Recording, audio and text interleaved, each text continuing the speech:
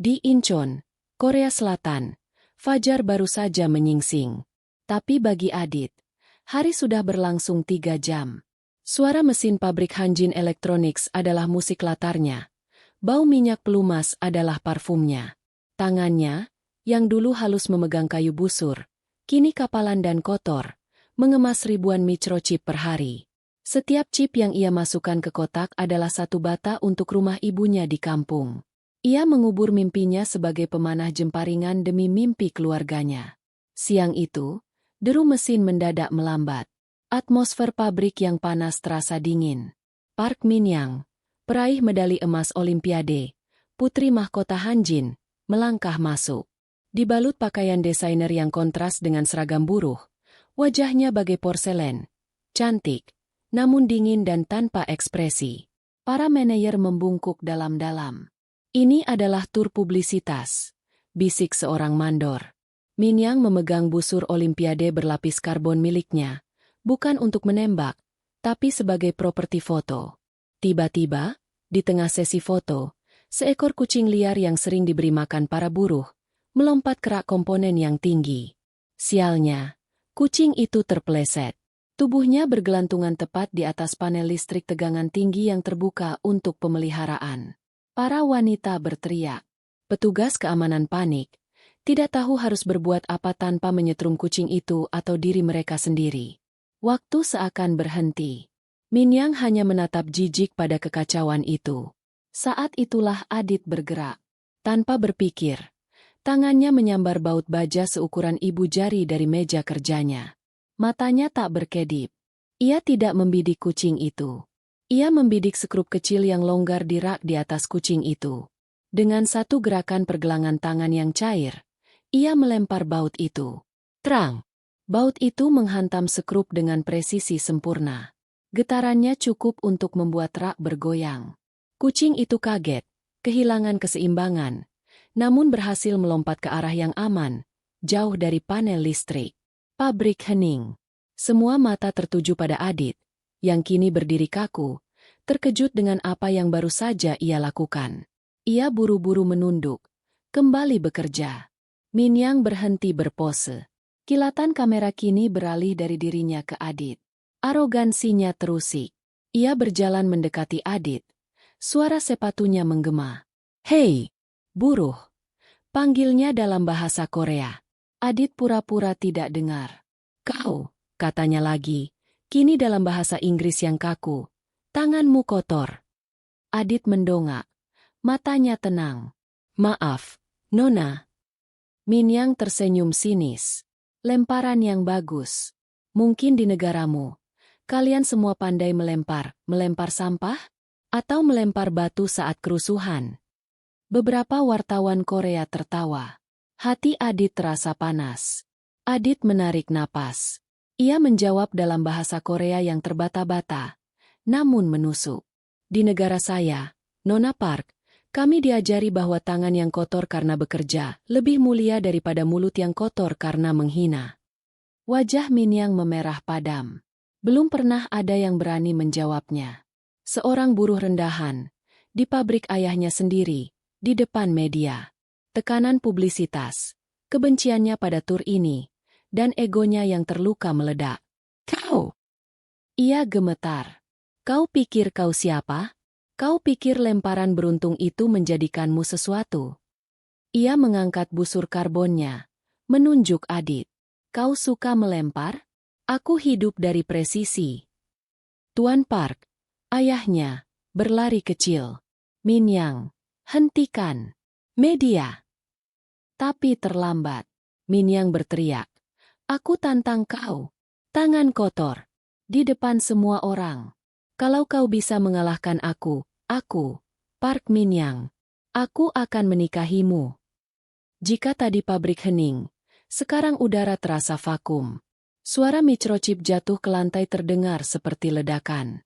Para wartawan membeku sepersekian detik, sebelum kamera mereka menyala membabi buta. Adit menatapnya. Tak percaya. Ini bukan lagi penghinaan. Ini kegilaan. Sebelum Adit sempat pulang kerja, videonya sudah ditonton 10 juta kali. TKI Indonesia ditantang nikahi atlet emas Korea. Di Indonesia, ia jadi pahlawan dadakan. Di Korea, ia adalah skandal. Telepon ibunya di kampung berdering tanpa henti. Adit tidak diizinkan pulang. Ia diseret ke kantor Tuan Park di lantai atas. Kau dipecat, kata Tuan Park dingin. Tapi sebelum itu, kau akan mengadakan konferensi pers. Kau akan bilang kau salah paham. Kau akan minta maaf pada putriku, dan kau akan menolak tantangan itu. Setelah itu, kau akan dideportasi. Adit menatap gedung-gedung Incheon dari jendela kaca. Deportasi berarti gagal. Tapi minta maaf berarti harga dirinya hancur. Tiba-tiba, ia teringat suara kakeknya di Yogyakarta. Le, jemparingan itu bukan soal panah. Itu soal rasa. Jangan pernah biarkan orang lain menginjak-injak rasamu. Adit berbalik. Saya terima tantangan itu. Tuan Park murka. Adit diusir dari pabrik dan asrama hari itu juga. Dengan sisa uang pesangon yang kecil, ia menghubungi teman-teman TKI-nya. Aku butuh busur, katanya. Bukan busur modern.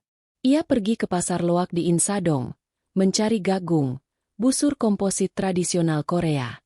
Ia menemukan satu, tua, retak, tapi masih memiliki jiwa.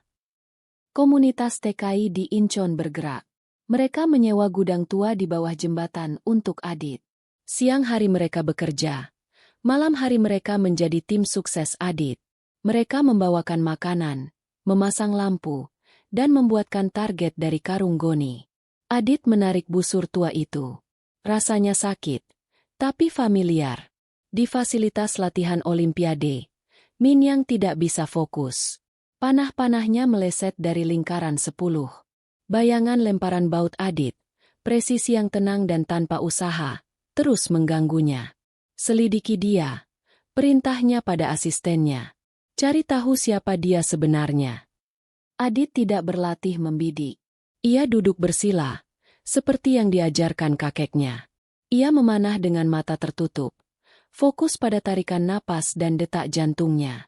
Targetmu bukan di depan, Adit, bisik suara kakeknya di kepalanya. Targetmu ada di dalam hatimu. Teman-temannya bingung melihatnya memanah tanpa melihat. Tuan Park mulai cemas. Duel ini, yang awalnya ia anggap lelucon, kini menjadi pertaruhan citra perusahaan. Ia mengirim 3 orang berbadan besar ke gudang Adit. Buat dia tidak bisa memegang busur lagi. Perintahnya. Mereka datang di kegelapan. Saat Adit sedang sendiri. Adit melawan. Ia mantan atlet. Tubuhnya masih terlatih. Tapi 3 lawan 1. Di ruang sempit. Ia tak berdaya. Mereka tidak memukul wajahnya. Mereka menginjak tangan kanannya. Pergelangan tangannya. Dengan sengaja. Terdengar suara retakan yang mengerikan. Mereka pergi. Meninggalkannya dalam kesakitan. Pagi hari, asisten Min Yang datang dengan gemetar. Nona Park, pria itu, dia mantan juara panahan tradisional di negaranya. Dan semalam, orang-orang ayah Anda mereka mencederainya. Min Yang merasa mual. Arogansinya telah berubah menjadi bencana. Malam itu, Min Yang menyelinap keluar. Ia menemukan Adit di gudang. Tangannya bengkak membiru, demam. Kau mau apa ke sini? Desis Adit. Min Yang terdiam melihat kondisi gudang yang menyedihkan dan tangan Adit yang hancur. Rasa bersalah menghantamnya. Tanpa bicara, Min Yang membuka tas medis termahal miliknya. Ia membersihkan luka Adit, membebat pergelangan tangannya dengan perban kompresi. Kenapa kau terima tantangan gila itu? Tanyanya pelan. Adit menatapnya tajam. Karena kau tidak memberiku pilihan. Kau merendahkan aku dan negaraku. Min Yang menelan ludah. Ayahku yang melakukan ini, bukan aku.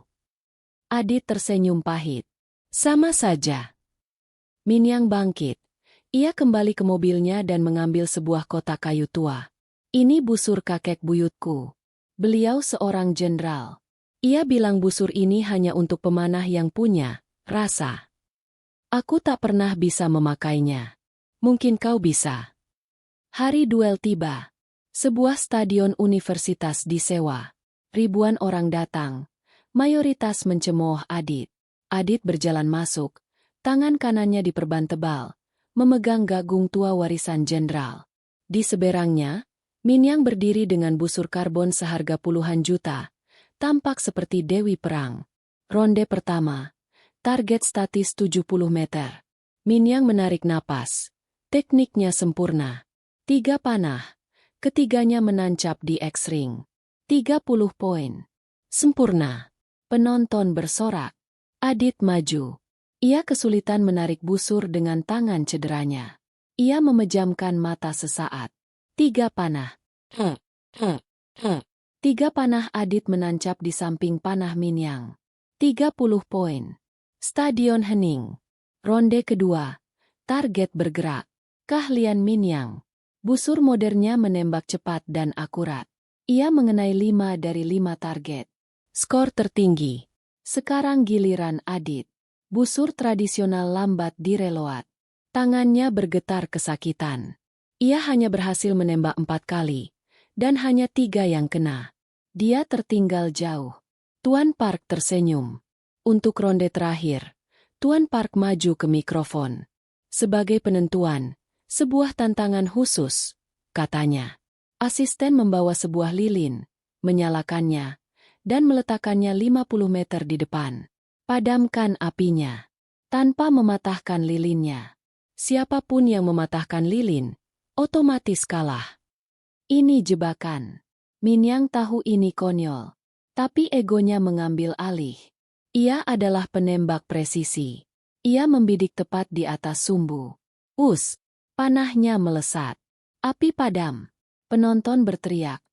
Tapi kemudian terdiam. Panahnya terlalu rendah sepersekian milimeter. Lilin itu terbelah 2. Min Yang gagal.